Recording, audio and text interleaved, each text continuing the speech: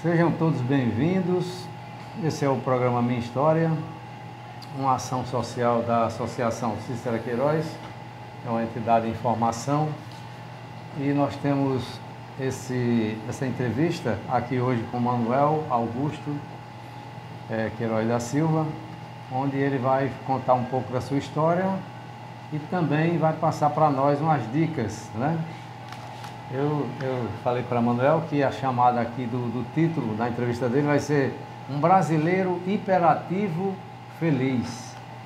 Então ele vai desbravar a história dele e vai deixar para nós como herança, como presente, esses segredos aí de como ser um brasileiro hiperativo feliz. Manuel, vamos fazer essa oração aqui no início? Claro.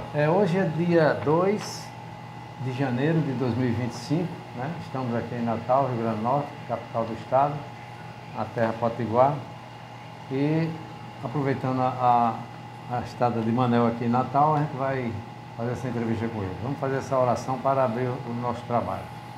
Oração ao Divino Espírito Santo.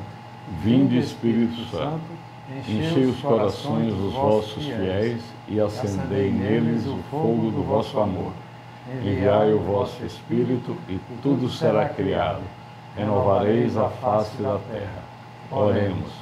Deus, que instruístes os corações dos vossos fiéis com a luz do Espírito Santo, fazei que apreciemos retamente todas as coisas, segundo o mesmo Espírito, e gozemos sempre da sua consolação. Por Cristo Senhor nosso. Amém. Muito bem. Manuel, você hoje mora em Curitiba, não é isso? Exatamente. Mas você nasceu aqui em Natal, não é isso? Eu nasci em Natal no dia 29 de março de 1958, ao meio-dia em ponto. Ao meio-dia em ponto, você tem essa informação, né? Que pouca gente tem essa informação. Ah, no Registro de Nascimento. Tá certo. É importante a data, a hora de nascido, né? Sim. Manuel, e no caso assim, a sua infância, no caso, foi aqui em Natal, não é isso? Foi uma infância muito boa. Brincava na rua, sem medo, tinha muitos amigos, muitas brincadeiras diferentes, né? E não havia medo. Tinha a proibição de chegar em casa tarde e sujo, o que era inevitável, né? A gente brincava na areia, etc. Tal. Mas foi uma infância muito feliz. Antigamente as pessoas brincavam na rua, nas praças, né? Brincavam nas praças, tinham aquelas brincadeiras de época, né? Tinha uma época que era bola de gude, que a gente chamava biloca, né? Sim. Tinha uma época que era aquele círculo, né? Que você andava com arame. Sim, sim, né? sim. E tinha o triângulozinho que você jogava no chão para fazer o triângulo. Saía arriscando na areia, assim, né? E muitas brincadeiras, soldado ladrão, né? Jogava bola. Muito boa, muito boa. Os brinquedos eram muito brinquedos bem artesanais, vamos chamar assim, né? Feito pela própria pessoa, né? Na realidade eu nunca tive um brinquedo comprado. Eu fazia meus próprios brinquedos, que era comum, os meus amigos também. Sim, eles faziam também? Um ou outro tinha um brinquedo comprado, mas normalmente eram brinquedos fabricados. Certo. Eu gostaria também de me identificar, meu nome é Leôncio Queiroz, eu moro aqui em Natal. A minha formação é na área de ciências contábeis e eu gosto dessa área de comunicação, e esse programa exatamente é para a gente registrar a história das pessoas de sucesso, né? E também fazer com que essas pessoas nos ensinem como chegaram até aqui, né? E no caso, Manuel é um dos nossos convidados. Manuel, a gente nesse programa aqui, a gente tem a colaboração, né, de Matheus Tenório, que é um estudante da universidade, já concluiu a universidade, mas está fazendo mestrado, vai agora fazer um doutorado na área de neurociência, e ele voluntariamente. Vamos iniciar a segunda parte da nossa entrevista, da nossa conversa, né? Na realidade é um bate-papo. E Manuel, eu falei seu nome, Manuel Augusto Queiroz da Silva. Você estava falando sobre a sua infância, mas eu queria que você falasse um pouco sobre seu pai e sua mãe. Dá para você falar? Vamos lá. Claro, com certeza. Minha mãe era professora e meu pai, comerciante. Depois você... Comerciante porque Eu sei que é comerciante porque Manuel é meu irmão, então nós sabemos da história do nosso pai, comerciante em Pau dos Ferros, mas vamos lá. Minha mãe era professora, meu pai era comerciante, eles vieram de Pau dos Ferros. Tem uma longa história, né, da vinda deles para cá. E éramos, né, minha mãe teve 18 filhos, teve 21 gravidez, 18 partos naturais, eu sou o último desses filhos, né? E meu pai e minha mãe são os nossos exemplos, são os nossos tesouros, e nos deixaram de herança uma excelente educação religiosa, principalmente, e de muita caridade, de servir. Minha mãe sempre serviu, ela fazia parte de algumas congregações, né? Inclusive a congregação mariana, e ela estava sempre ajudando e servindo, visitando orfanatos, visitando abrigo de velhos, e essa é a nossa... nós todos temos um pouco disso, não na mesma proporção, porque ela era uma pessoa inacreditável. Apesar de todos esses filhos, ela trabalhou 42 anos, nunca parou, nunca vi. Ela trabalhava em quê? Ela era professora, mas durante para sustentar todos esses filhos, ela fazia também, ela comprava roupas e vendia. Então tinham várias coisas que a nossa mãe fazia para sustentar essa imensa família. Outra coisa, Manuel, o nome completo dela e o nome completo do seu pai? O nome da minha mãe era Cícera Queiroz da Silva, o nome de solteira é Cícera Florencio de Queiroz. Casou com meu pai, Cícera Queiroz da Silva. Meu pai, José Augusto da Silva. Um homem incrível, um homem direto, extremamente simples, nos deixou um legado muito sólido de honestidade, de integridade, os valores morais, né? Meu pai é um grande exemplo, nossos pais são grandes exemplos para todos nós. Até hoje nós temos uma veneração por eles. E nossos irmãos mais velhos, eu sou o mais novo, então nossos irmãos mais velhos continuam sendo esse exemplo. Vários já passaram, inclusive meu pai e minha mãe. Seu pai comerciante, sua mãe, agora professora? Professora. Minha mãe ensinou 42 anos, se aposentou com 42 anos de ensino. Então ela tem muitos alunos, teve muitos alunos, ensinou, muita gente foi alfabetizado por ela. Você herdou alguma coisa de sua mãe nessa área de professora? Ah, com certeza. Eu acho que todos nós herdamos alguma coisa dos nossos pais, né? Então, da nossa mãe, nós herdamos o gosto pelo conhecimento. Ela sempre nos incentivou a ler, ela mesma lia, né? Então, sempre nos incentivou a ler, a escrever, a nos educar, né? Então, cada um de nós fez cursos universitários, todos nos formamos, seguimos carreira em diversas profissões. Então, a nossa mãe nos incentivou sempre a crescer. Uma frase típica dela era os bons costumes, agora eu esqueci, mas enfim. Sim. Então ela sempre nos incentivou a ter boas companhias, ter bons amigos, né? E sermos tementes a Deus. Todos nós somos religiosos, né? Frequentamos a igreja e oramos, todos nós temos essa herança de termos essa devoção por Nossa Senhora, Jesus Cristo principalmente. Muito bem, seu pai também é religioso, né? Meu pai é extremamente religioso. Uma das memórias mais gratas da nossa infância é que ele sentava e nós ficávamos, todos os irmãos ao redor, enquanto eles contavam histórias da Bíblia, histórias da vida deles. Então essas coisas nos marcaram profundamente. Manuel, você, na sua juventude, né, você morou em Natal até que idade? Eu morei em Natal até 22 anos, 23 anos.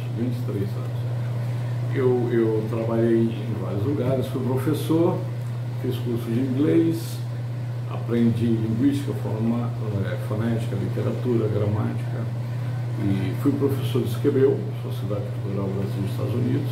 Ensinava inglês, né? Ensinava inglês ao pessoal do Hotel do Cal, aos diretores do Hotel do Cal. E aí, depois eu entrei na COSERN, na Companhia, né, Serviço Elétrico do Rio Grande do Norte. E lá eu passei no concurso da Caixa Econômica Federal e entrei na Caixa. Da Caixa eu trabalhei como destacado no Norte, em Belém do Pará, 2 vezes. Trabalhei no Garimpo, Serra Pelada, também 2 vezes. E aí fui sendo transferido. Fui para Salvador, depois para Curitiba, depois para Porto Alegre, depois para Brasília e voltei para Curitiba. 5 anos em média em cada lugar, 6 anos em Porto Alegre. Estamos aqui na segunda etapa da nossa entrevista, da nossa conversa, e eu queria saber de você, Manuel, você falou sobre a sua infância e eu queria que você falasse agora sobre a sua juventude, né? Mas antes disso eu queria que você falasse sobre o nome do seu pai, o nome de sua mãe, a profissão deles, e também eu queria que você falasse sobre os seus avós, o que você conhece dos seus avós, tá certo? Pai, mãe e avós. O nome do meu pai era José Augusto da Silva, o nome da minha mãe era Cícera Queiroz da Silva. O nome de solteiro era Cícera Florencio. Eles vieram de Pau dos Ferros para Natal em 1952. Teve uma grande seca, é uma longa história. E minha mãe era professora e meu pai era comerciante. Então minha mãe formou várias gerações de alunos, alfabetizou, e tem essa memória, né? Muitos lembram dela como professora. Ela teve Cícera Queiroz da Silva. Cícera Queiroz da Silva. Ela teve uma influência muito grande sobre nós. Ela era uma pessoa muito bondosa, fazia caridade o tempo todo. Ela estava ajudando e fazendo caridade. É típico dela, né? E o meu pai também. Eles eram muito unidos. Nunca os vi brigar. Eu nunca vi meu pai e minha mãe reclamarem de absolutamente nada. Quantos anos de casado? Foram mais de 60 anos de casados. Mais de 60, né? 60 anos de casados, E muito harmônicos, eles eram nosso modelo. Nós temos muito orgulho, né, de fazer parte dessa família. Temos essa veneração pelos nossos pais, né? Eu sou o mais novo de 18 partos naturais. 21 gravidez. Minha mãe teve 18 partos naturais, eu sou o último. Então existe toda essa prole, né, de irmãos mais velhos, como bons exemplos, né, graças a Deus. E nós somos muito unidos, uma família extremamente unida, uma família muito religiosa, né? Todos nós somos religiosos. Herdamos da nossa mãe esse hábito de fazer caridade, de ajudar e de nos envolvermos com os problemas dos outros. De querer ajudar a resolver, né, as coisas. De querer ajudar a resolver os problemas, empatia, né, uma empatia enorme. A minha juventude foi muito boa, minha infância foi maravilhosa, né, uma infância sem medo, muita brincadeira na rua. Estudava bastante, se saísse da linha, né, apanhava um pouco. Linha dura, né? Linha dura, meu pai era muito duro, rígido, né? Muito rígido, e a minha mãe também era muito rígida, mas tudo isso teve um resultado muito positivo sobre nós, né? Nós nos tornamos íntegros, honestos, tivemos essa herança, né, de honestidade, de hombridade, de cumprir a palavra, né? Onde quer que nós fomos, né, irmãos, nós temos muitos relatos uns dos outros, nós conversamos bastante, e nós sabemos que onde quer que nós fomos, nós marcamos presença, por assim dizer. Não tem uma vaidade nisso, é uma coisa natural, porque foi isso que nós recebemos como herança dos nossos pais. Educação, né? A educação do pai e mãe. E só um pouquinho assim, você tem lembrança da sua avó, do seu avô? Avô seu, você conheceu? Eu não conheci, eu conheci a minha avó, porque quando eu nasci, o meu pai tinha 62 anos, minha mãe tinha 45 anos. Então, o meu pai foi já uma espécie de avô, né? Eu lembro muito da mãe da minha mãe, que era Francisca, a gente chamava ela de Ritinha.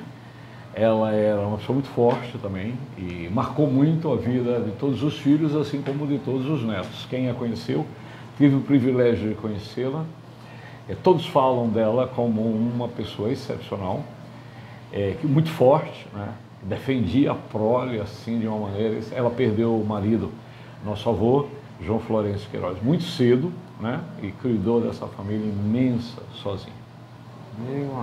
Uma boa referência você tem de sua avó, né? Graças a Deus, Manuel, e na sua juventude, assim, qual era, assim, muita festa, muita brincadeira, ou era mais estudo?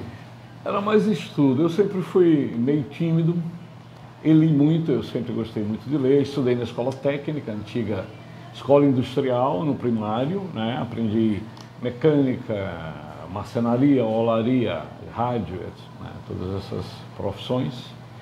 Depois eu terminei eletrotécnica, depois fui para a universidade para fazer engenharia elétrica. Mas trabalhava desde cedo, a gente fazia todos nós, sem exceção. Fazíamos alguma coisa para ganhar dinheiro, para, né, diminuir o ônus, né, em casa. Muito gasto com a alimentação, com a educação, com tudo. Minha mãe nunca deixou faltar nada para nós, nunca. Nós tivemos uma infância muito simples, né, mas nunca nos faltou nada, principalmente na educação. Ela conseguiu bolsa no Marista, nós estudamos no Marista com bolsa de estudo.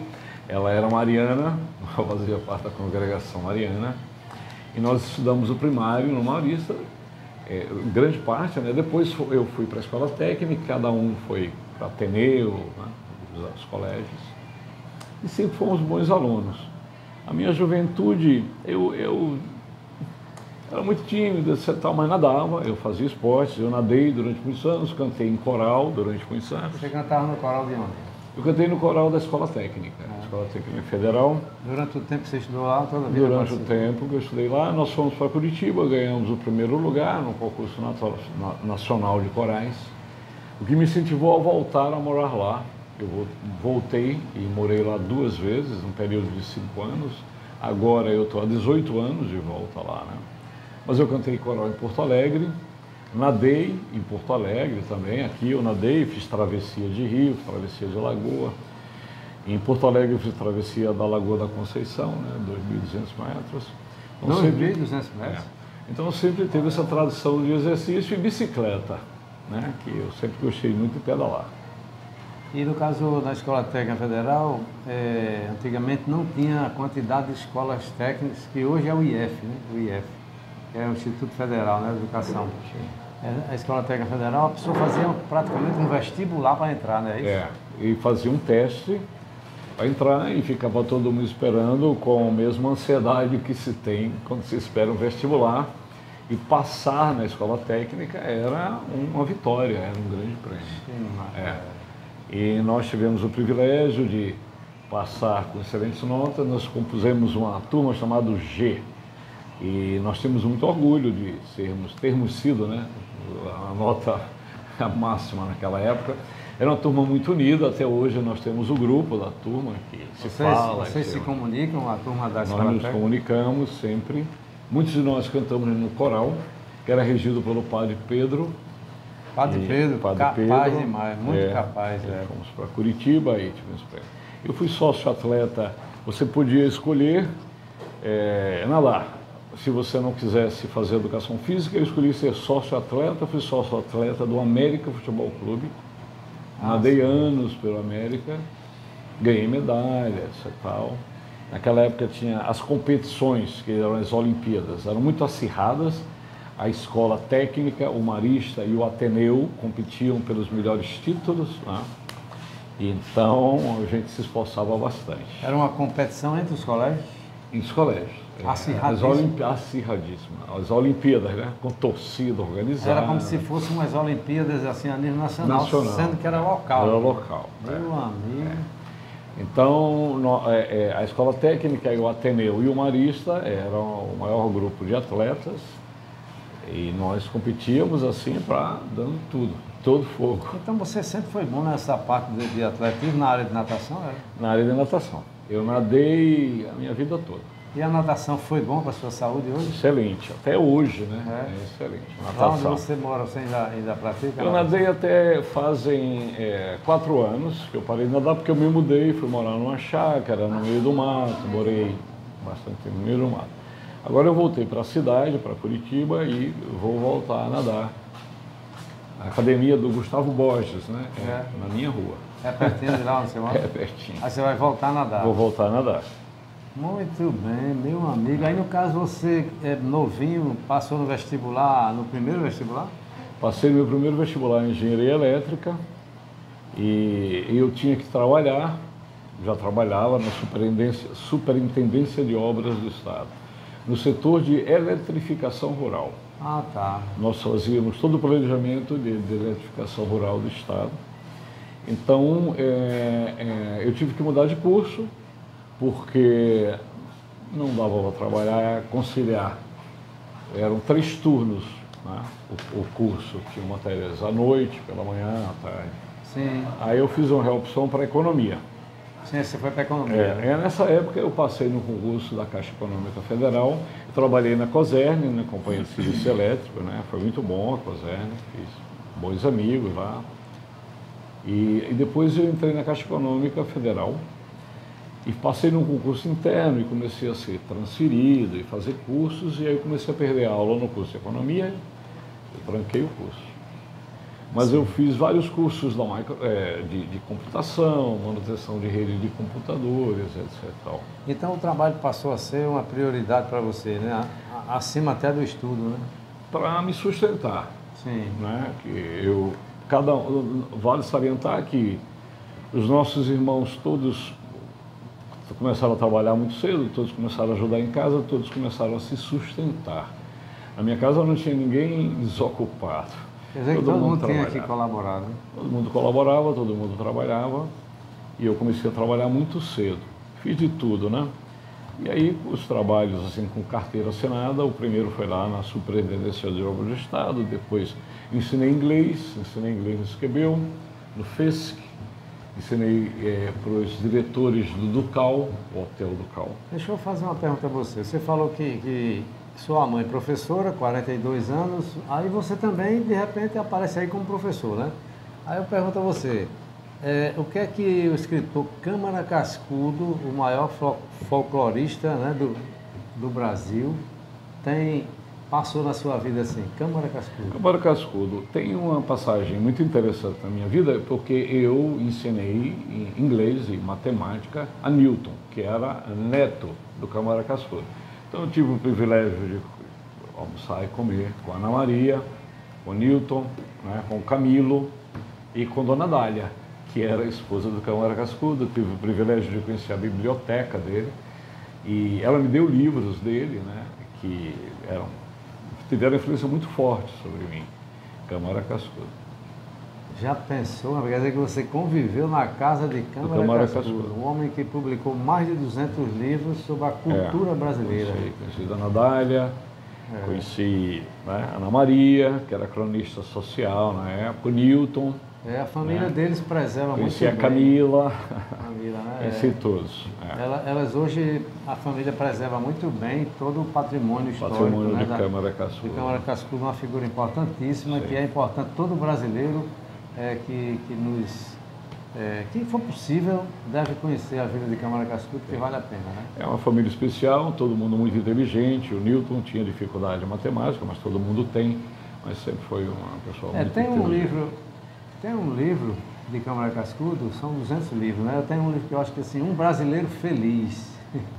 Câmara Cascudo, Um Brasileiro Feliz. Aí o título aqui da sua entrevista vai ser um brasileiro feliz, não, assim, hiperativo. Um brasileiro hiperativo feliz, que é você. No caso seu aqui, eu estou falando de hiperativo porque você ocupa muito o seu tempo.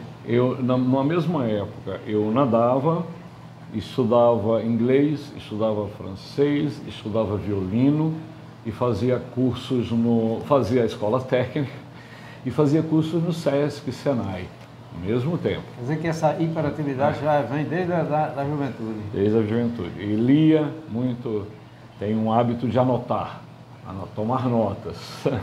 Eu tenho cadernos de notas para pesquisa posterior. E você guarda muita coisa? Guardo, tenho tudo. Tenho tudo guardado.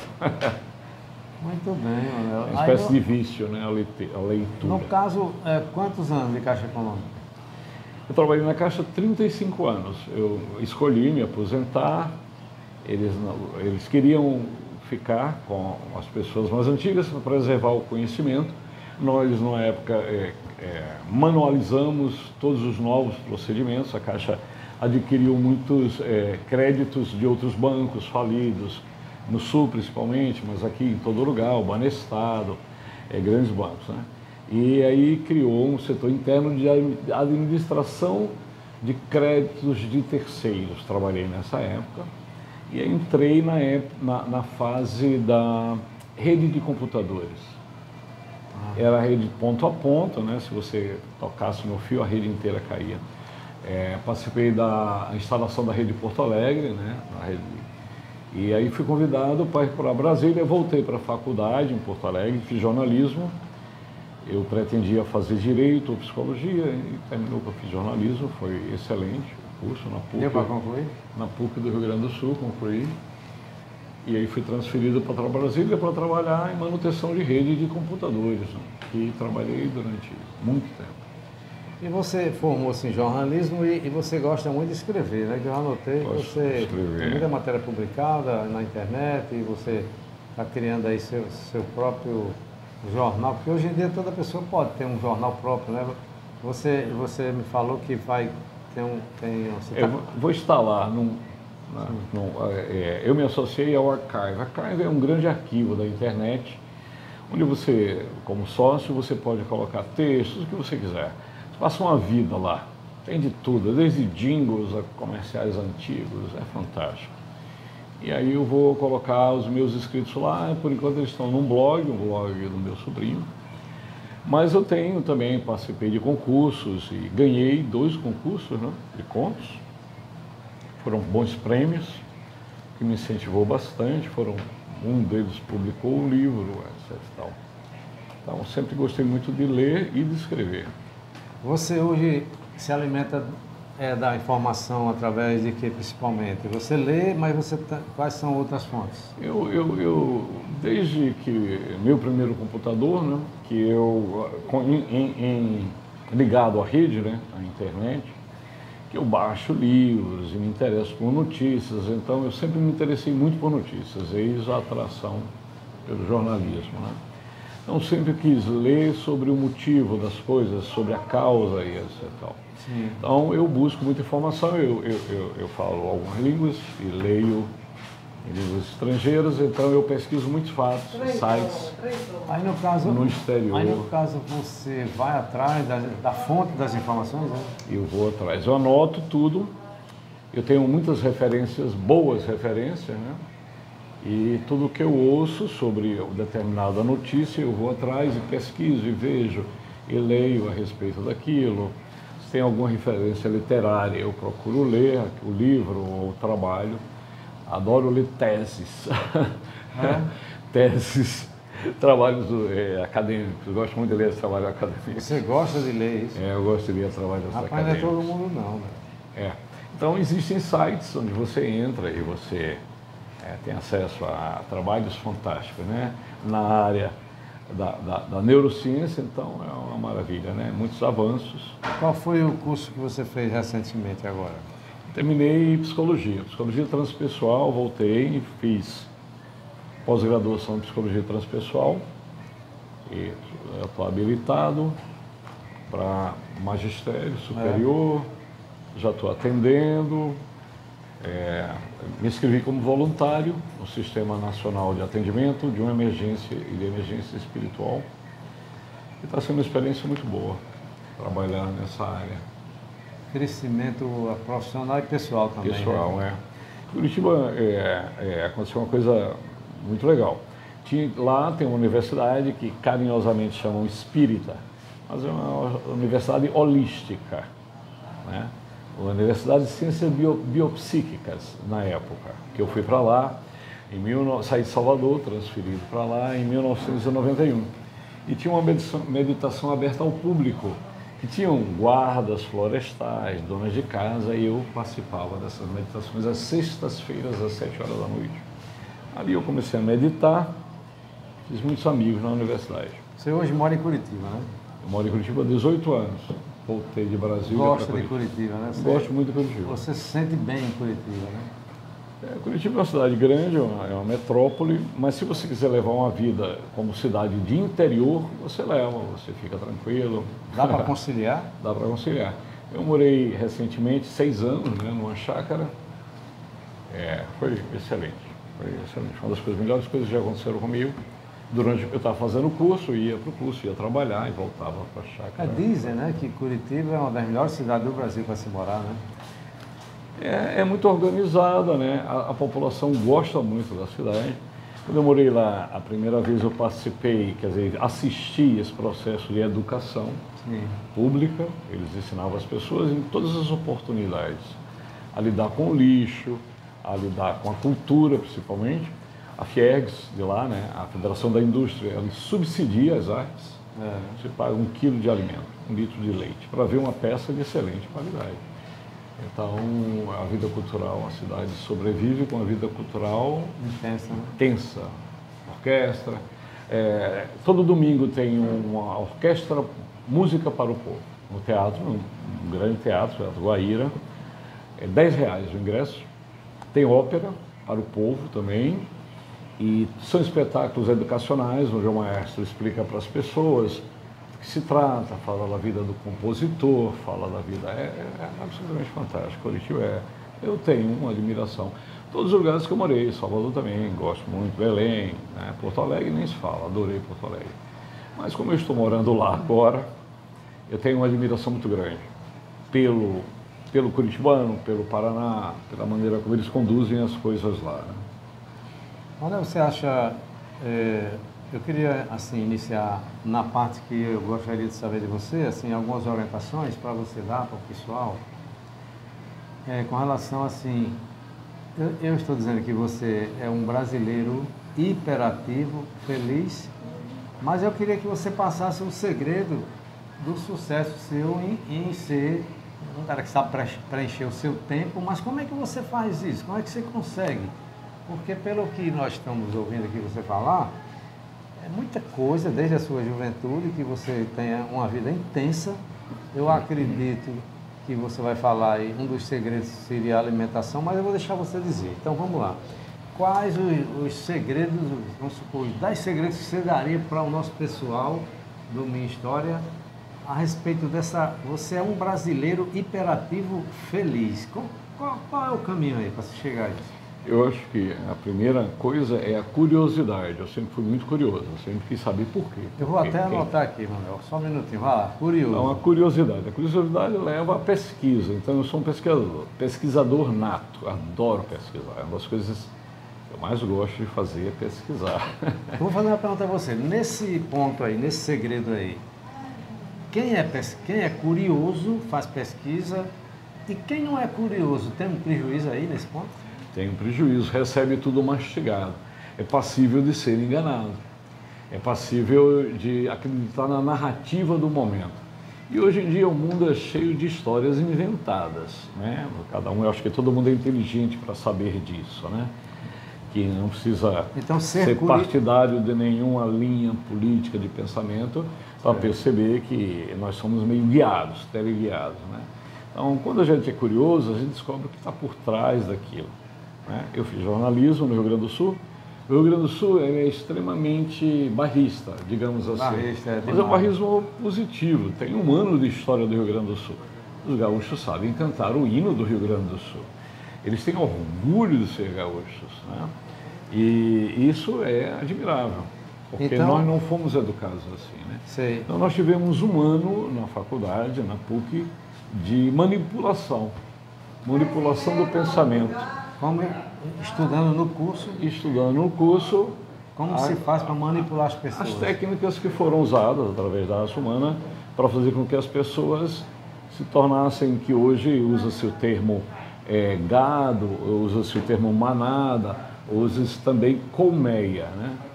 A colmeia humana. Então, desde o momento que nós somos curiosos, começamos a pesquisar, nós saímos da colmeia. E aí sim, a gente... Então a gente começa a descobrir que grande parte do que as pessoas seguem em fila e as opiniões são muito repetidas, né? Então você já fica com senso crítico. Então assim, o curioso, pela prática da curiosidade, ele passa a despertar nele o senso crítico? Da pesquisa. Aí no, porque caso, como no caso você tem esse senso crítico bem desenvolvido. Que sim, eu pesquiso, então, pondero muito. Eu posso colocar isso como o segundo segredo da hiperatividade? Você ter o senso crítico? Sim.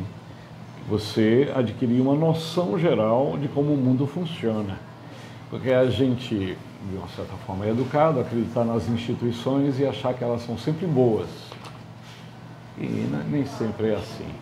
Né? A gente confia, né? A gente confia, entrega. Por isso que eu uso os sistemas colmeia, né? Que é as abelhas ali tudo junta, manada, ou então gado, que é mais pejorativo. Né? Gado segue em linha reta para o matadouro. Né? Então, a curiosidade leva você a dizer, opa, peraí, rapaz, isso não está. O cara está dizendo isso, mas está fazendo isso. Sim. Que é um dos grandes segredos.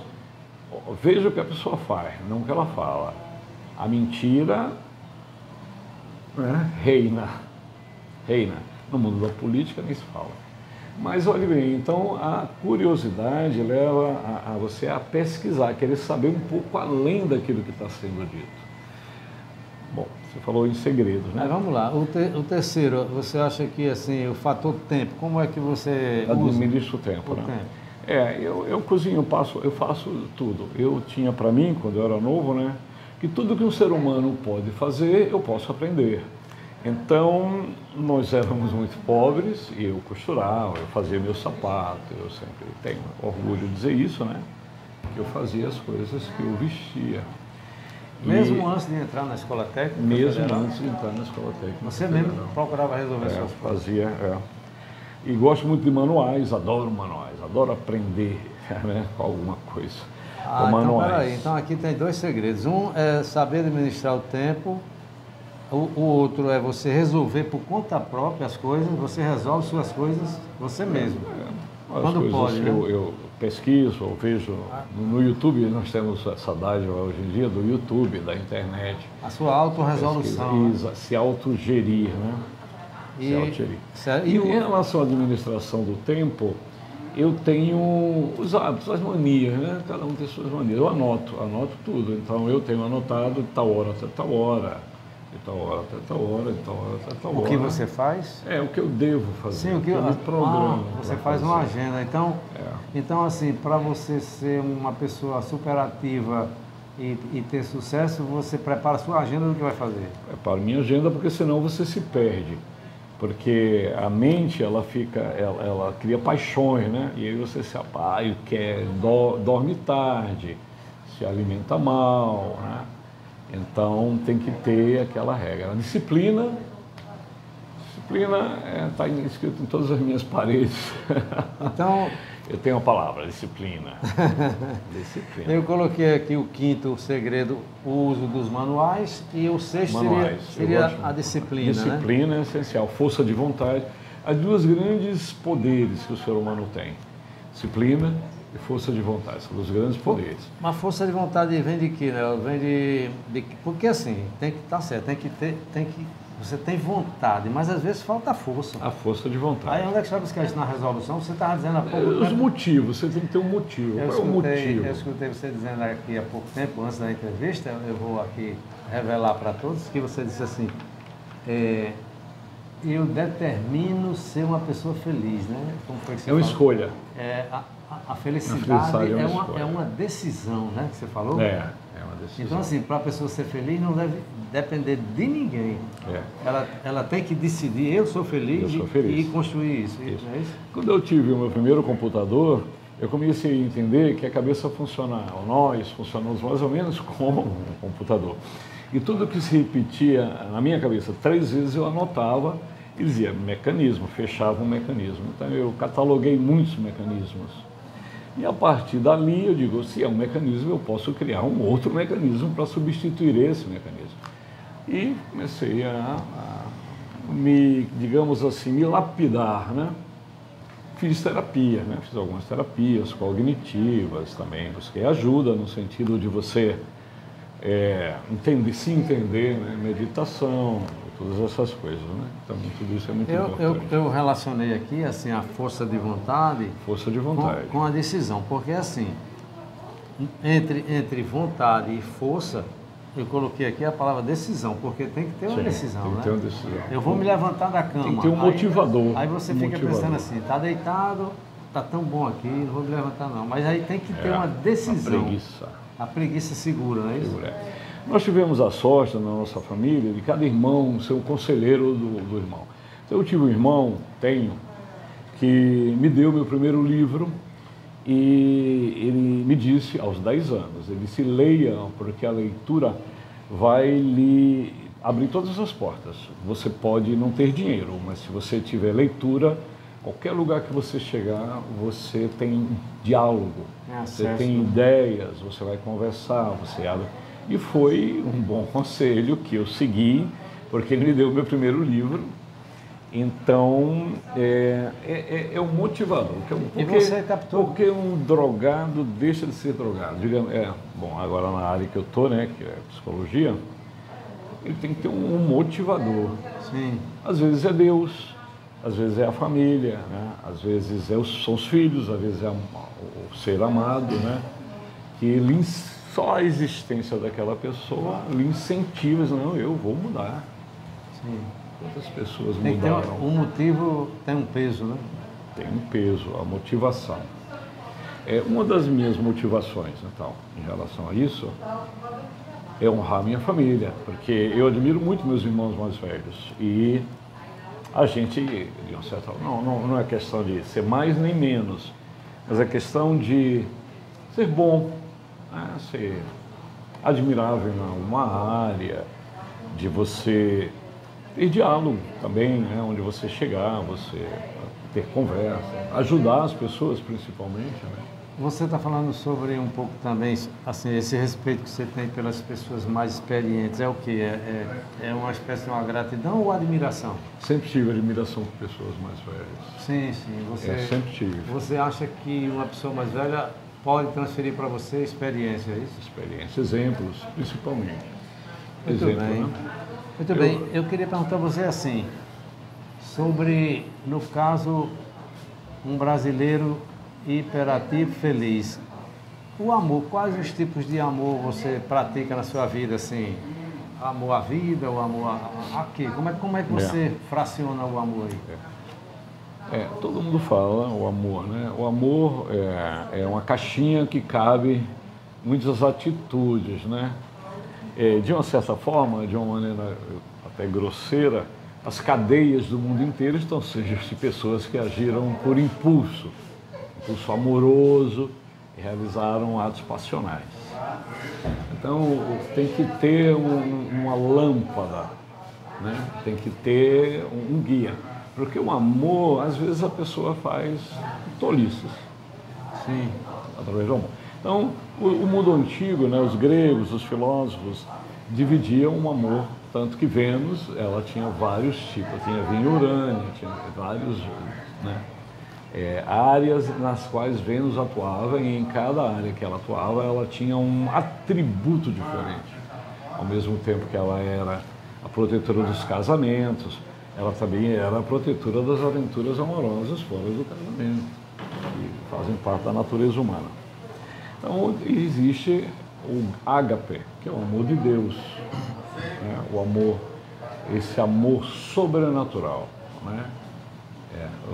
O amor que a gente chama, que não existe um motivo, você não precisa se justificar. O amor dos pais pelos filhos. Sim. Né? O amor que na religião nós sabemos e temos como exemplo, né, do mestre que se dedicou aos irmãos e sacrificou a própria vida como exemplo, independente de quantas vertentes essa atitude tomou de interpretações, né? Mas o básico é esse, né? É um amor que moveu. Muito bem. E tem o amor de duas almas, né? Duas pessoas se encontram, que hoje em dia ele foi rebaixado ao tesão, né? Hoje em dia, eu tenho tesão, amor, eu amo. Não, amor com sexo. Né? O amor é um aprendizado.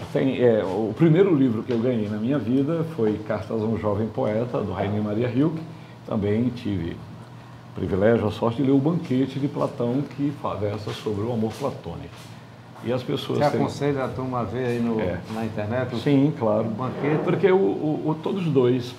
todos dois seguem na mesma ideia, de que o amor é uma oportunidade de você se tornar admirável aos olhos de quem você ama. Tanto Platão quanto Rainer Maria Rilke, né, o dinamarquês, foi o primeiro livro que eu li na minha vida. E fui lendo, claro, e cada vez compreendendo mais. Então, o amor é um aprendizado. Né? Ele dizia assim, o que seria o encontro de duas pessoas que ainda não adquiriram a maturidade, a não ser confusão, ciúme, todas essas coisas, né? Então, o amor tem algumas exigências básicas, esse amor de dois seres. Resignação, humildade, né? E tem uma série de ajustes que você tem que fazer, né? Em respeito àquela pessoa. E tem mais um detalhe, que essa é uma filosofia pessoal. Eu acho que o amor é uma centelha divina. E aí Deus mandou uma mensagem para a pessoa. Aí quem traz aquela mensagem toca o seu coração. Aí você se apaixona por aquela pessoa, mas esquece a mensagem. Esquece a mensagem. É como idolatrar o violino e não a música. Pô, a música é belíssima, você bota o violino no altar e fica essa lâmpada aqui. Não, mas você recebeu uma mensagem do amor e essa mensagem entrou no seu coração. O que ela quer lhe dizer? As pessoas direcionam para fora e olham para aquela pessoa que trouxe a mensagem. O amado ou a amada, né? A história do amado amante, etc. Qual o mais importante? Só para a gente se aproximar do encerramento da nossa entrevista, é melhor amar? Qual é o mais importante? É amar ou ser amado? Quem é amado não sabe o que é o amor. Quem é amado recebe os frutos do amor. Recebe tudo que o amor tem para oferecer. Mas não sabe o que é o amor. Só sabe o que é o amor quem ama. Ponto final. E existe uma regra básica no amor. Fora isso, é lero-lero. O amor é querer fazer o outro feliz. Não com o próprio sacrifício. Não precisa necessariamente você se sacrificar e ser servil. Existe essa tendência a ser servil no amor. Você se apaixona, coloca seus tesouros a pé de uma pessoa que você às vezes nem conhece. Não é esse o ponto. É você desejar realmente o amor daquela pessoa, ou a felicidade daquela pessoa. Desejar que o outro seja feliz. O outro seja feliz. Eu acho que acho que um pai entende bem isso. Um pai... Uma pessoa mais madura, né? Então, tanto o Rainer Maria Rilke quanto Platão, em seus livros, né? Eles têm uma mensagem de que o amor é uma oportunidade de você amadurecer e tornar-se admirável. No Banquetes ele versa sobre vários tipos de amor, a alma gêmea, né? O amor, enfim, mas quando Sócrates entra lá no simpósio... Então existe aí, nós vamos concluir nossa entrevista, Manuel, deixando essa interrogação aí. A pergunta que eu fiz a ele já respondeu. Qual o mais importante, é amar ou ser amado? Ele respondeu que é amar. Quem não ama não conhece o que é o amor. Só conhece o que é o amor quem ama. Tá bom, quero agradecer a você. E tem mais uma coisa assim, não existe nada no mundo melhor do que amar. É uma satisfação, né? Amar. Muito obrigado a todos. Obrigado a você, pela Manuel, oportunidade. Pela quantidade imensa de conhecimento. Espero ter contribuído com alguma coisa. Demais, demais. Nós estamos de parabéns em ouvi-lo.